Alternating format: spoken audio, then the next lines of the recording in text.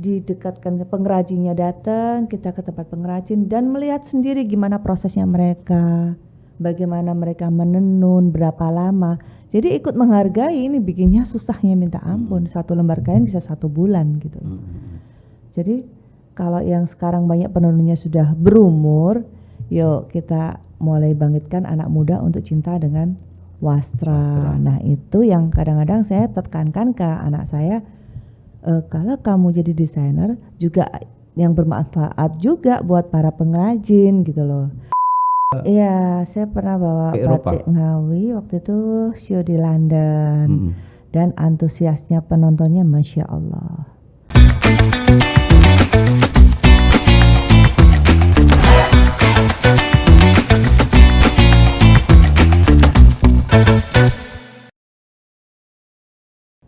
Assalamualaikum warahmatullahi wabarakatuh.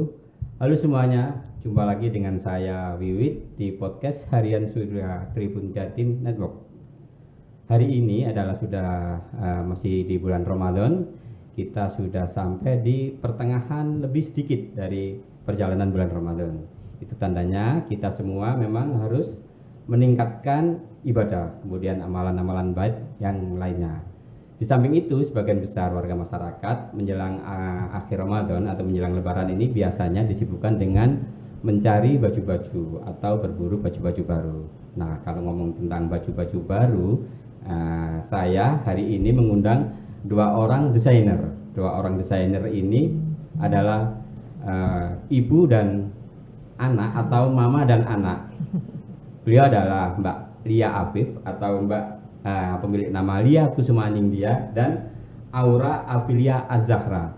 Assalamualaikum warahmatullahi wabarakatuh. Waalaikumsalam. Mbak Lia, apa kabar? Mbak Rara juga apa kabar? Alhamdulillah baik. Ini pasti ini lagi rame order menjelang penutupan Ramadan ini ya. Alhamdulillah. Jadi Mbak Lia Afif ini yang biasa kita kenal memang sudah melalang dunia, bukan hanya di Indonesia, bahkan beberapa kontes atau peragaan busana yang levelnya di dunia, di Hong Kong, kemudian di Amerika, kemudian di Prancis, di London itu sudah pernah dia kunjungi. Nah, saya ini ingin tahu sejauh mana sih, kapan mulainya Mbak Lia bergelut dengan dunia fashion designer ini, kemudian apa sih yang diharapkan, visi misi apa yang dibawa Mbak Lia Afif ini. Mbak Lia Afif, apa kabar? Ini kita kali ini ketemu di studio ini, Mbak. Alhamdulillah, alhamdulillah. Biasanya ketemu di fashion show atau di tempat-tempat peragaan busana, Mbak. Iya, Mbak Lia, kalau boleh tahu, ini mulai kapan sih Mbak Lia Afif ini mulai bergelut dengan dunia fashion? Sebenarnya sih kalau dibilang saya mulai eksis di fashion itu, saya merasa saya mulai eksis itu di tahun 2006, tepatnya pada saat saya memenangkan lomba rancang busana muslim di salah satu majalah muslim Indonesia, yaitu majalah Nur. Pada saat itu, pada saat lomba itu saya alhamdulillah dapat juara 1. Dan di situ tuh saya merasa, wah kayaknya ini tolak ukur saya mulai berkiprah di dunia fashion, khususnya busana muslim. Jadi semacam patokan ya. Iya. Kita sudah karya-karya Mbak Lia sudah mulai dikenal. Tapi sebelumnya itu sudah jalan ya Mbak ya? Sebenarnya sih cuma hobi aja sebelumnya, karena kan saya sebenarnya basicnya adalah seorang arsitek, di mana dalam suami saya juga di wira swasta juga, di kontraktor. Jadi kayaknya kalau kita kerja di bidang yang sama itu rasanya nggak enak gitu loh. Nggak enaknya itu kalau ke rumah dibawanya kerjaan, jadi bagi saya kurang asik. Dan kedua, karena saya sama suami itu nggak boleh ikut orang. Nah, masalah banget dong buat saya. Udah sekolah di arsitek susah, terus nggak boleh ikut orang. Apa ya yang bisa saya kerjakan selama saya tetap bisa di rumah dengan anak-anak. Dan alhamdulillah di sini saya ikut sekolah desain, terus iseng-iseng itu ikut lomba pada saat itu, dan last minute kok ya alhamdulillah dapat lolos dari 40 besar, tuh udah seneng banget. Terus 5 besar akhirnya kita finalis ke Jakarta. Dan alhamdulillah pada saat itu dapat juara 1. Dari seorang arsitek ya kan, teknik ya kan. Iya. Bisa beralih ke fashion itu seperti apa ya? Sebenarnya sih konsep dasarnya sama, karena arsitek itu kan juga kita mengenal warna, mengenal komposisi, mengenal bentuk. Cuman kalau di fashion tuh cuman beda bahan doang. Jadi sama aja, yang kita pelajari adalah komposisi warna, padu padan,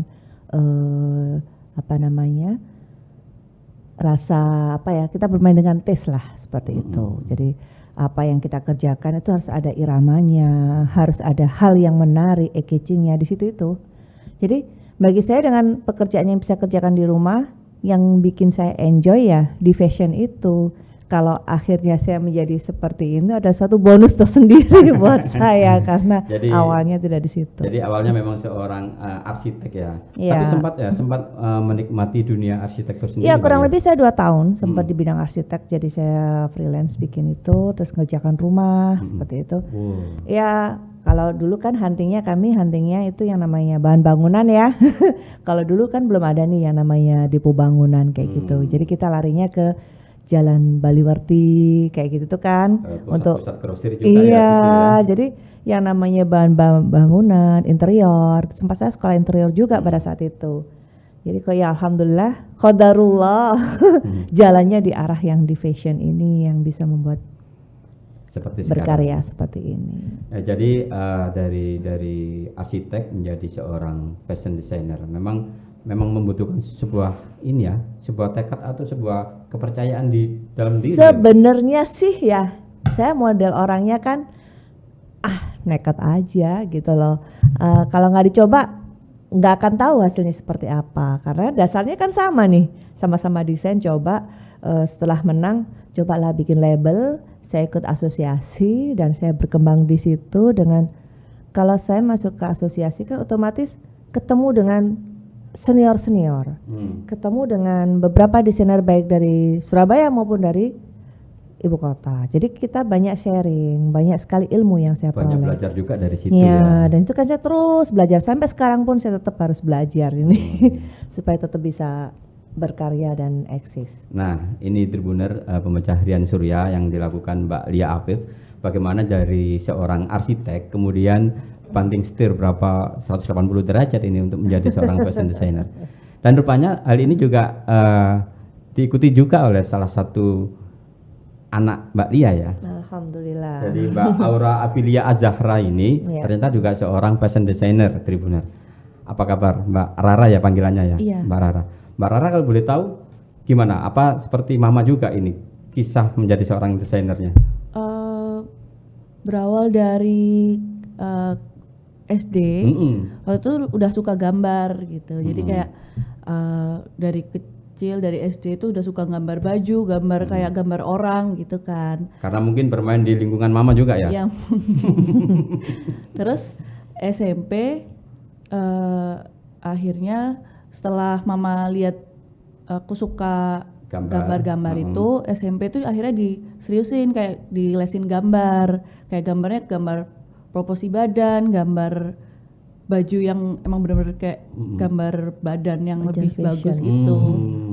Memang sama Mama ya diajarin atau memang dibiarkan gitu? Enggak sih sebenarnya. Sebenarnya sih mengalir aja sih, mengalir, namanya anak-anak kan ya. Pada saat anak-anak itu masih SD, kelas 6 itu kan ada tes minat dan bakat. Nah, di situ hasil tes minat dan bakatnya ternyata dia artnya lebih tinggi dari eksaknya. Semua anak Mbak Lia atau hanya Mbak Rara aja? Yang Rara. Mbak Rara. Ya, tapi kenyataannya semuanya kayak gitu. Ini artnya lebih tinggi kalau si Rara itu. Karena anak saya kan 4 nih. Cowoknya 3, perempuannya cuma dia 1. Nomor 2 ya Mbak Rara ya. Nomor 2. Dan saya juga ingin kalau apa yang selama ini saya kerjakan ada penerusnya. Pemikiran saya sih seperti dulu, awalnya simpel.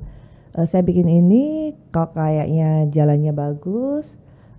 Kalau nggak ada penerusnya atau regenerasinya, sayang gitu loh, akan selesai menyiapkan generasi berikutnya. Untuk menyiapkan generasi ini, saya hasil tes dia yang lebih menunjukkan dia lebih tinggi artnya, itu bagi saya, waduh ini boleh ini kata gitu kan. Gitu ya? Iya. Jadi memang sejak awal sudah mulai di ini juga ya, di ada planning juga kan. Iya, karena dia lebih senang sama kayak musik, lebih senang sama yang apa namanya gambar gitu kan. Kelas 1 SMP dia saya lesin privat. Karena dia masih kecil kan. Untuk ini les gambar. Les gambar hanya gambar proporsi, fashion, tangan, badan gitu. Saya lesin ke salah satu teman desainer saya yang juga pengajar. Waktu itu almarhum Sugeng ya. Jadi dia ngelesin si Rara seminggu 2 kali ya Dek ya? Seminggu 2 kali selama 3 jam. Namanya anak kan boring ya, suruh gambar terus lama-lama yang digambar gurunya. Tapi tetap aja saya adik belajar gambar aja. Dia seneng kan lama-lama. Terus setiap saya show saya ikut, saya ajakin ikut deh ya. Mama show. Pokoknya ikut aja gitu ikut ya. aja. Terus ikut di backstage gitu kan. Walaupun dia cuman bagian ngeliatin aja, jagain gitu kan. Tetap dia dikenalin dengan fashion dulu. Dia seneng dulu gitu kan. Terus SMP ya deh ya. SMP karena gambarnya dia bagus kan sudah diajarin teknik gambar seperti seorang fashion designer kan sudah diajarin di situ itu. Tapi dia belum tahu nih polanya seperti apa. Akhirnya saya suruh dia ikut lomba. Adek ikut lomba dek. Lo kan nggak bisa. Yo kan lihat gambarnya dulu. Yang penting gambarmu bagus. Ya sudah. Urusan jahit kan gampang. Kamu lomba aja dulu. Desainmu masuk enggak? Ya alhamdulillah dia ikut lomba desain waktu masih SMP ya deh. SMA akhir kelas 1.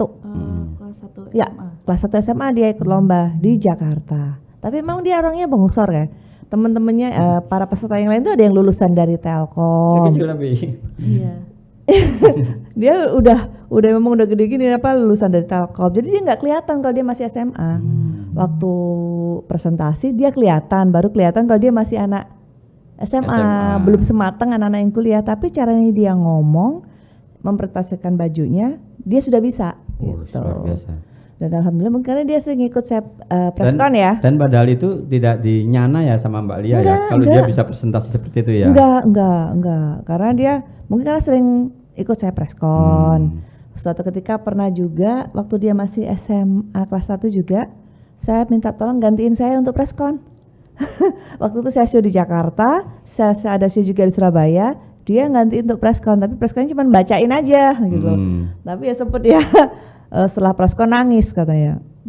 Soalnya kan kayak baru pertama kali kan, apalagi banyak wartawan di depan gitu kan, for the first time gitu. Jadi kayak itu memang baru pertama kali itu ya? Iya baru pertama kali kayak bener-bener apalagi mempresentasiin bajunya mama yang aku pun nggak ngerti rinci-rinciannya. Itu bukan bajumu waktu itu? Bukan.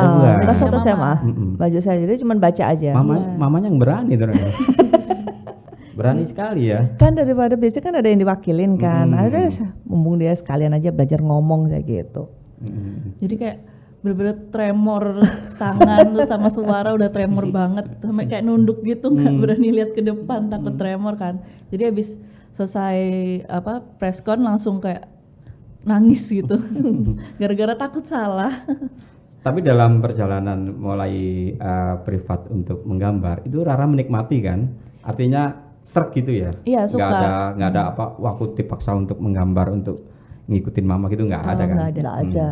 Jadi lebih kayak kan karena dari SD juga udah suka gambar, terus ternyata di lesin juga, terus jadi kayak wah ini tuh kayak hal yang sudah menyenangkan gitu ya. Jadi kayak diajarin gambar, diajarin mewarnai juga. Jadi kayak beli spidol-spidolnya itu juga kayak seneng gitu loh.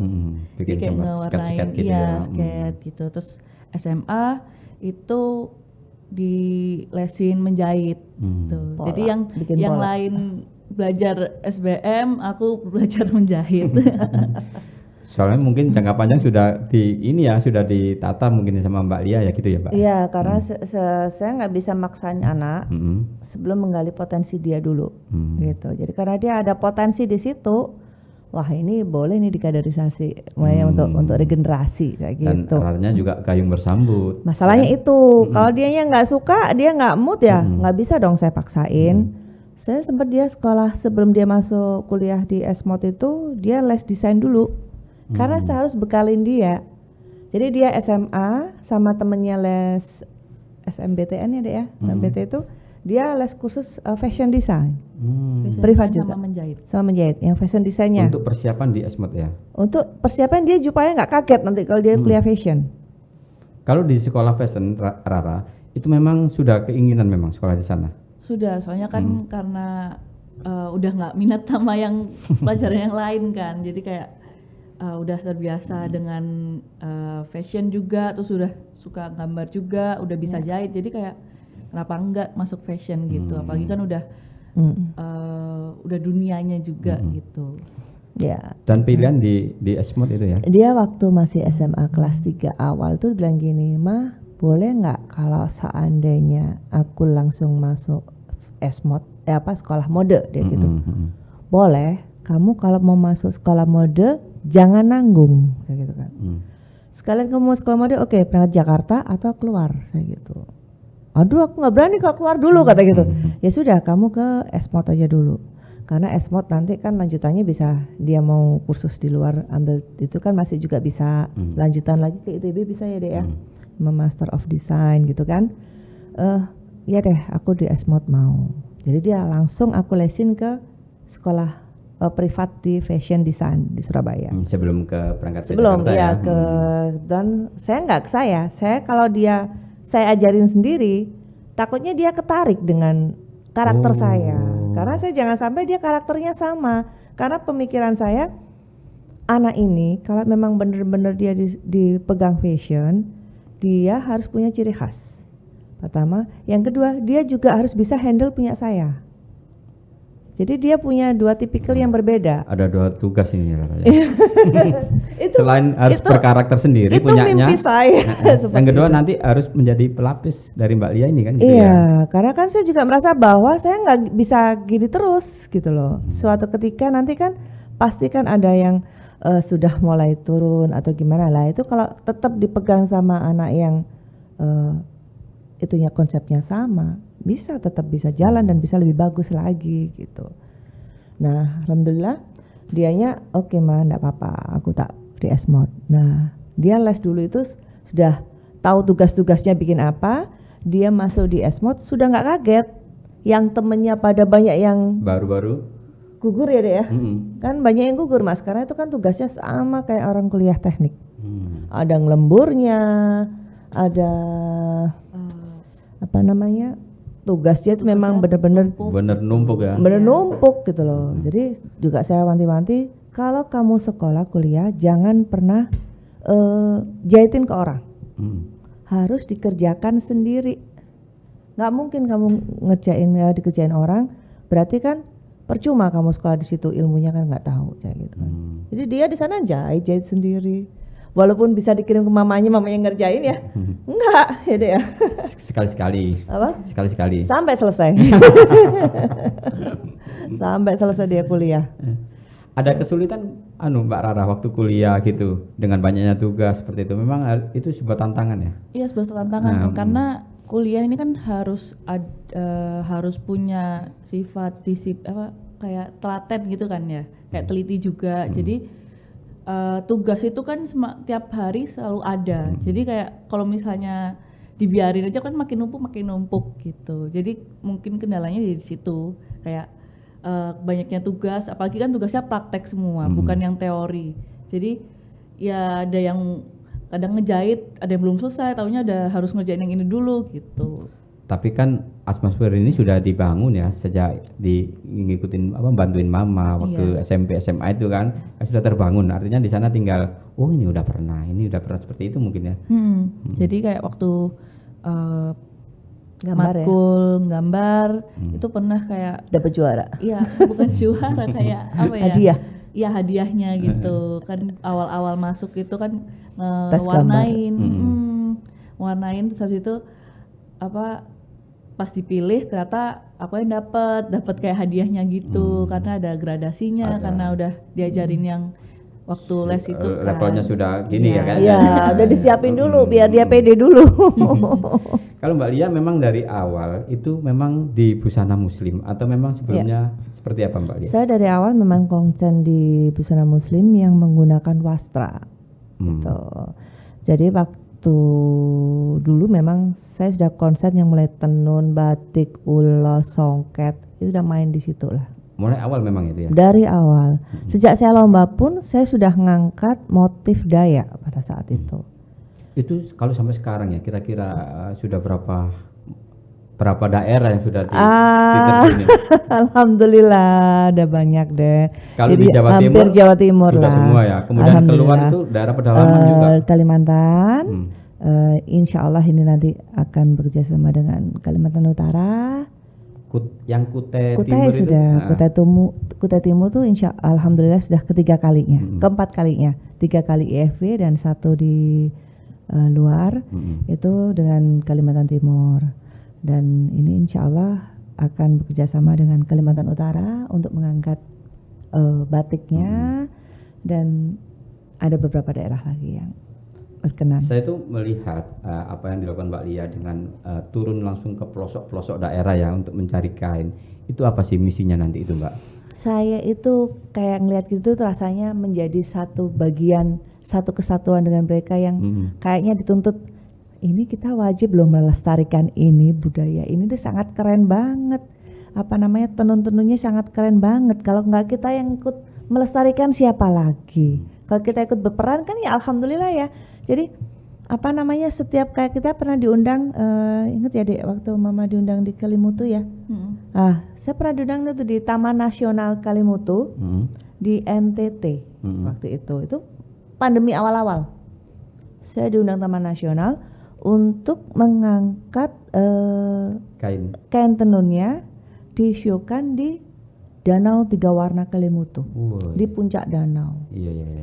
Dan itu benar-benar saya datang ke sana, didekatkan pengrajinnya datang, kita ke tempat pengrajin dan melihat sendiri gimana prosesnya mereka, bagaimana mereka menenun, berapa lama.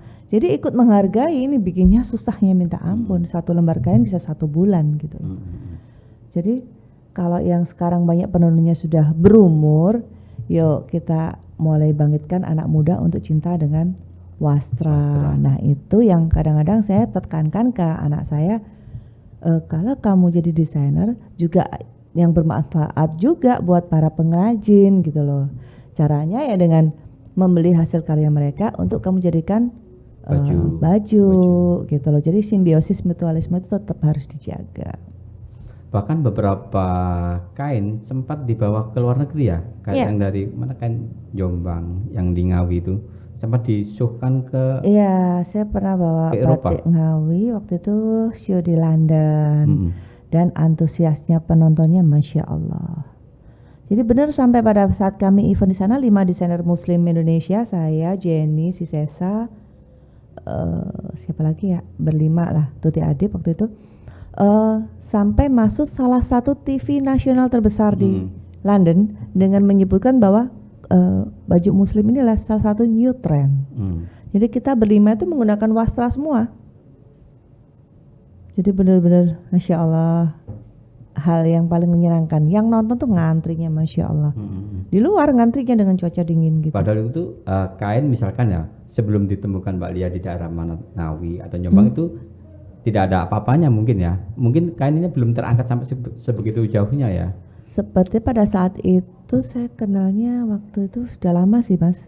Sama-sama waktu saya dengan pengrajinnya ke Jepang. Jadi ketemu ngobrol ada pameran gitu kan. Batiknya kok keren terus saya angkat itu. Mbak Lia kok bisa ya membuat sebuah kain ini bagus ternyata untuk diangkat.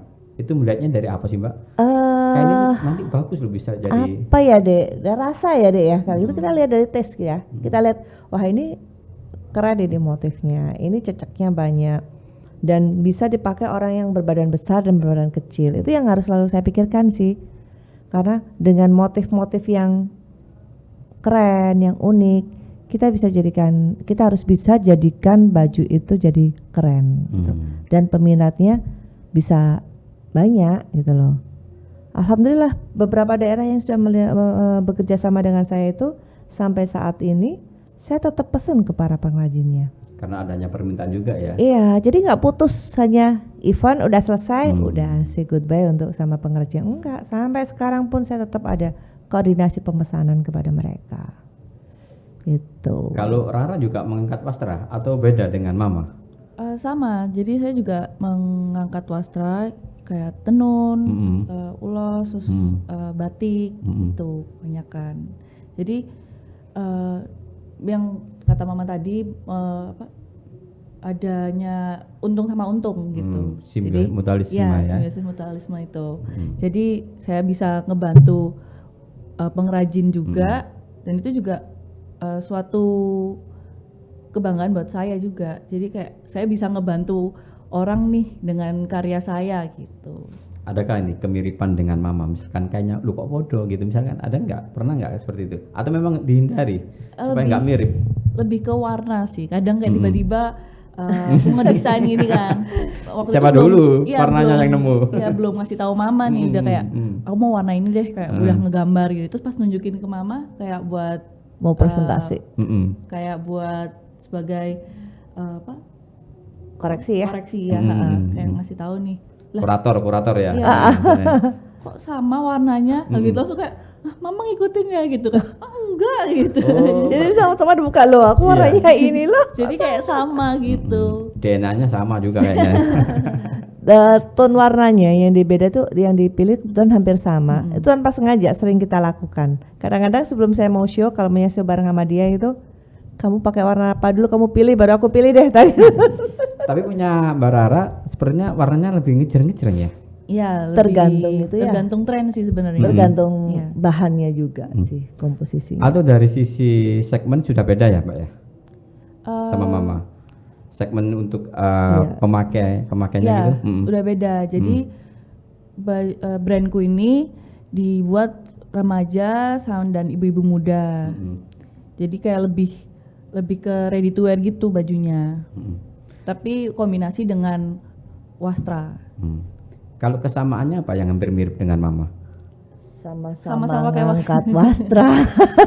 Tadi itu apa namanya? Garis tegas itu juga. Enggak. Kalau itu saya beda jauh sih sama Rara. Kalau sebenarnya kalau saya pribadi, kalau saya lebih elegan, lebih ke arah elegan karena untuk acara-acara formal. Tuh. Dan padu padanya itu kadang ada soft, kadang itu.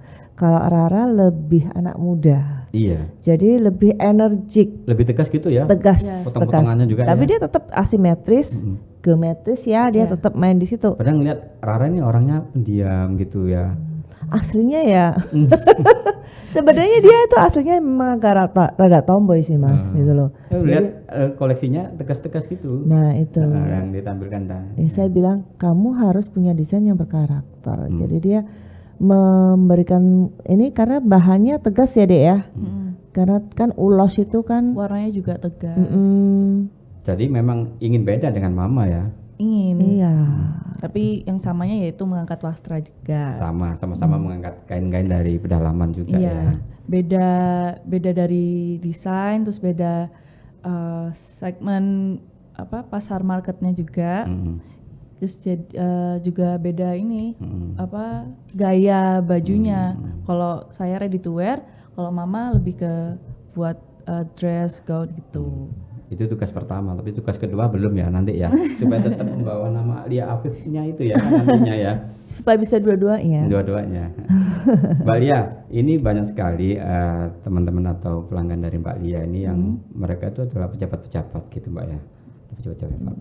Ada kesulitan nggak sih Mbak untuk membuatkan mereka baju-baju yang ada komplain atau apa seperti itu Mbak? Alhamdulillah selama ini kan masih bisa dipercaya gitu kan. Beberapa customer saya memang mempercayakan baju-baju formalnya kepada saya.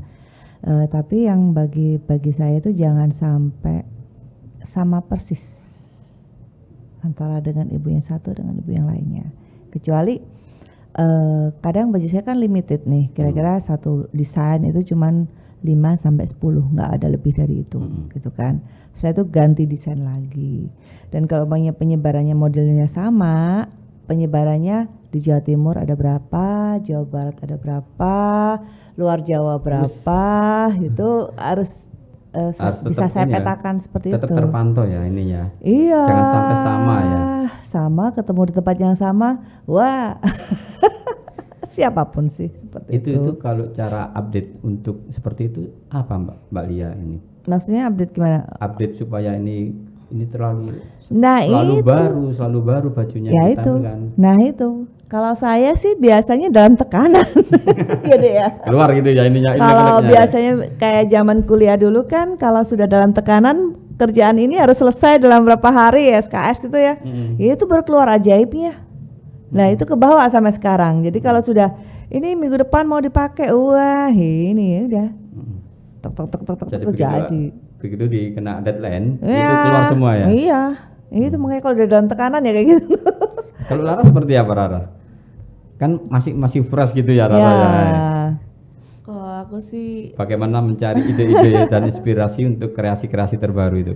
Biasanya ngikutin tren. Jadi kan di internet kan banyak kan tren fashion gitu. Jadi kayak detailnya kadang aku jadi inspirasi, warnanya juga gitu. Dan kadang setelah kayak coret-coret di gambar di buku gitu kayak oh ini bisa nih jadiin desain, jadiin baju gitu. Jadi kayak coret-coret biasa gitu. Kadang juga tanya-tanya ke mama kayak, "Ma ini gimana?" Masih konsultasi juga ya, senior ya.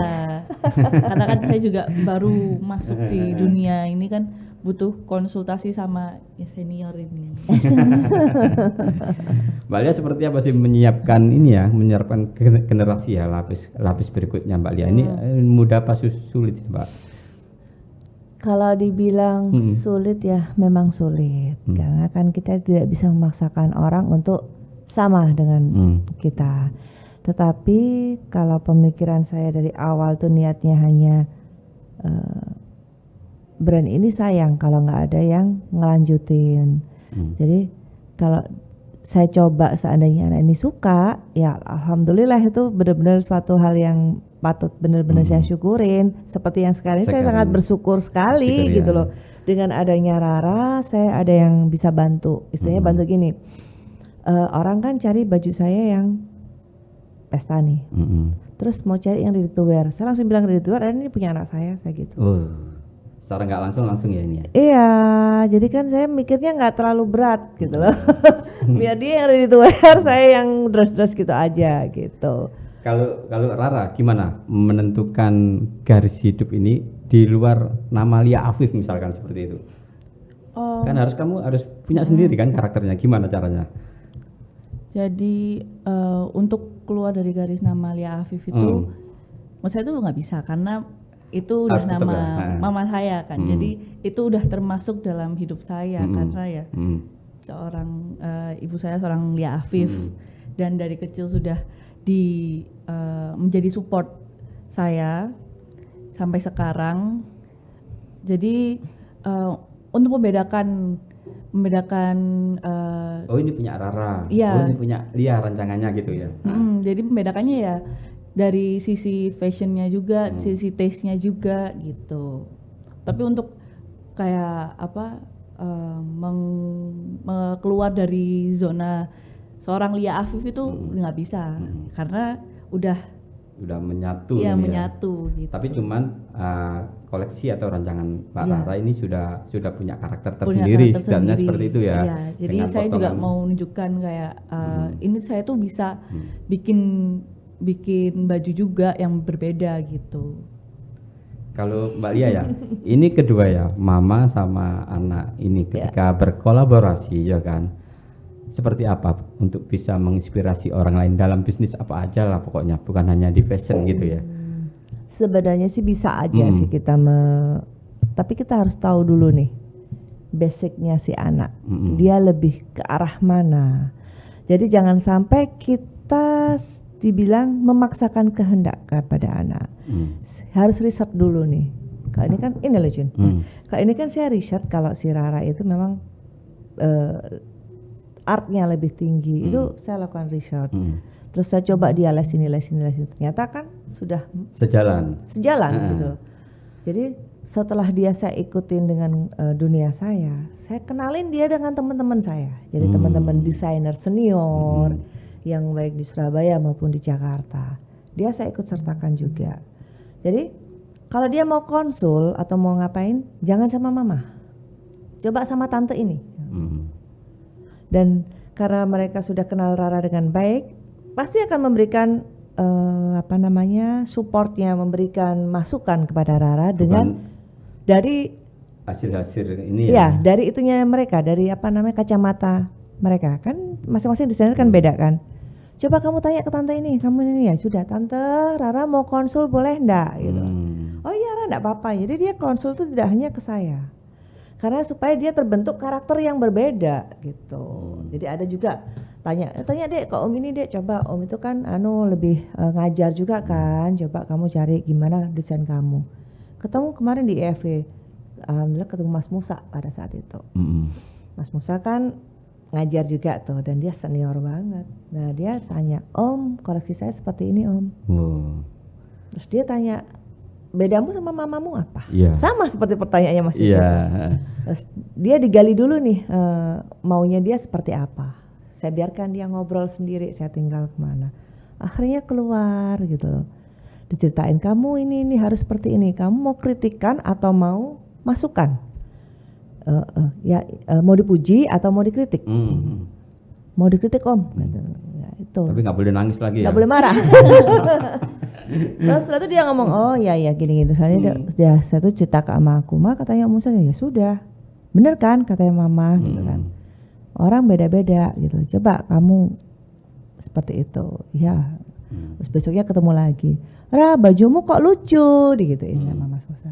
Iya Om, ini koleksi saya. Nah itu kayaknya keren loh, anak muda beda kalau gini kamu sama mamamu gitu. Jadi dia semakin pede, jadi dideketin sama orang-orang yang bisa menilai dia dengan mensupport dia. Jadi semakin dia nambah semangat itu. Ya Dek? Iya, kadang kan juga ngedesain itu kan kadang kita mikirnya kayak kok rasanya kayak ini kok kurang ya gitu. Taunya ternyata di kacamata orang lain memang kurang. Kayak bagus gitu, suka, ada yang suka gitu. Padahal kurang, menurut kita kurang. Iya, kadang ada yang suka gitu. Dari sudut mana mereka melihatnya seperti itu ya. Kalau dalam jangka seperti jangka pendek, jangka panjang ini ada nggak proyek bareng gitu untuk bikin proyek yang memang bareng gitu? Ya alhamdulillah saya memang berencana nanti pengen kita berkolaborasi dengan brand yang berbeda, tapi dengan taste itu masih nantilah. Tapi ini saya ingin Rara memaksimalkan dulu karakternya dia supaya semakin jelas. Karena dia sudah ada 2 brand sebenarnya. 2 brand. Tapi masih 1 brand yang saya minta untuk Aura apa itu? Ura. Iya, yang Wasra untuk anak muda. Yang 1 udah didaftarin tapi dikip dulu untuk nggak tahu apa nanti saya gitu. Kan kalau seperti saya kan ada 2 nih, Lia Afif sama Lubna. Yang Lubna itu untuk hari-hari, untuk umroh, untuk pakaian hari-hari itu kan ada yang print. Nah, yang Lubna, yang Lia Afif adalah yang memang yang dress premium yang elegan itu. Lah Rara dengan pasar yang anak-anak muda ini tadi second line, maksud untuk ibu-ibu muda juga bisa ready to wear. Jadi saya berharap di butik saya itu nanti bisa one stop shopping. Jadi orang mau cari pesta, mau cari ready to wear ada semua seperti itu. Dengan gaya yang beda loh. Kalau Rara kapan mau bikin show sendiri, tidak ikut mama gitu show-nya? Ya, sebenarnya sih kalau dia ikut show-nya kan show sendiri biasanya. Kalau event yang kayak kemarin yang di apa deh? Kokas ya. Kokas dia sendiri, dia disupport Sritex waktu itu. Oh, untuk bahannya ya? Iya, itu di Ramadan Runway ya dia. Iya. Di Jakarta ya? Di Kota Kasablanka dia sendiri. Dan yang sama itu karena kemarin show Muslim yang di Movie. Nah itu kan hampir mirip-mirip ya? Enggak sama, cuma satu slot. Slot. Sama di SFP ya. Karena 1 slot dia waktu di SFP itu 2 kali ya dia ikut ya. Yang pertama dia ngeluarin yang ready to wear. Yang kedua dia mau mencoba ngeluarin yang Muslim. Nah, Muslim itu kan ada slotnya berarti bareng mamanya atau slotnya dia yang ready to wear. Dia pengen nyoba yang Muslim ya sudah ikut yang slot barengan. Kebetulan barengan dan dia bisa bayar sendiri sekarang. Gaya udah ini. Udah gaya. Tapi anak seusia dia, anak muda itu harus ada target, Mas. Bagi saya pribadi kalau target dia, kalau sebenarnya sih saya merasa bahwa dia belum ada kebutuhan sih sebenarnya. Bagi dia biar nggak terlalu santai. Kadang takutnya anak-anak itu kan agak-agak ada nanti aja. Kalau udah deket event aja bikin. Tapi dia udah saya kasih target. Kalau kamu sudah koleksi yang kesekian, kalau mau ikut event lagi harus bisa bayar sendiri. Dan sudah bisa ya? Alhamdulillah sudah bisa. Kalau punya Ura itu memang busana muslim juga atau umum? Umum. Iya. Dia. Jadi dari awalnya koleksi pertama itu bikin yang benar-benar yang umum dan akhirnya setelah proses dan melihat target market yang maksudnya yang banyak yang beli, jadi itu kayak jadi orang ini minatnya yang seperti ini. Jadi sambil cek suara seperti iya, apa iya, gitu ya, cari pasar gitu ya. Cek ombak. Cek ombak gitu. Jadi saya kan udah ikut fashion show tuh ini termasuk 7 kali. Yang ikut, 7 kali. Ya ke-7 kali. Yang kemarin Move itu ya? Iya. Itu ngelihat kayak target market yang pasarnya banyak yang suka, koleksi yang seperti ini, desain yang seperti ini. Jadi saya keep kayak buat yang seperti itu gitu. Buat yang kayak lengan panjang, yang atas bawah seperti itu, yang celana. Yang bisa match ya deh ya. Ya. Ke depan apa nanti rencananya? Masih umum atau memang nanti kayak mama gitu busana muslim gitu? Sepertinya umum. Jadi biar ada bedanya ya? Iya, ada bedanya. Ya. Tapi juga nanti kalau misalnya emang mama minta bantuan untuk kan juga harus ikut siap ya? Iya, siap membantu untuk busana muslim mama ya. Jadi kan mama juga pelan-pelan saya juga masuk ke dalam brandnya mama juga gitu. Arahnya ke situ. Jadi kadang bikin umumnya yang jelas loh nanti. Kadang kemarin sempat ya kita ngobrol sama beberapa teman desainer tuh caranya mungkin bagus juga sih. Maksudnya cara saya yang diajarkan sama teman-teman itu biarkan anak ini tuh sendiri. Nanti suatu ketika kolaborasi dengan komposisi jumlahnya umumnya saya 8, dia 2. Terus itu sudah pernah saya lakukan pada saat di di mana ya? Show-nya siapa namanya? Kaitna ya. Iya. Ya itu saya tuh kan mulai kolaborasi sama dia kan. Dimasukkan punya Rara. Punya Rara yang banyak malahan. Saya buat yang banyak tapi saya cuma yang bagian kurator. Kurang ini ganti, ini kurang mulai lagi. Itu kan konsulnya ke saya. Udah ini kurang udah gitu kan. Yang kedua nanti lama-lama nanti dia 5, saya 5. Dia 8, saya 2. Lama-lama biar dia sendiri semua.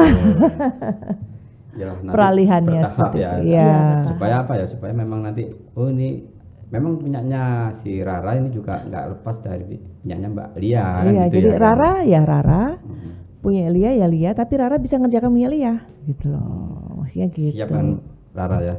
Insya Allah.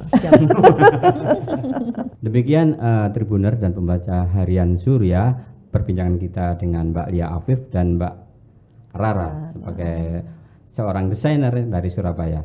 Demikian, terima kasih. Assalamualaikum warahmatullahi wabarakatuh. Waalaikumsalam warahmatullahi wabarakatuh.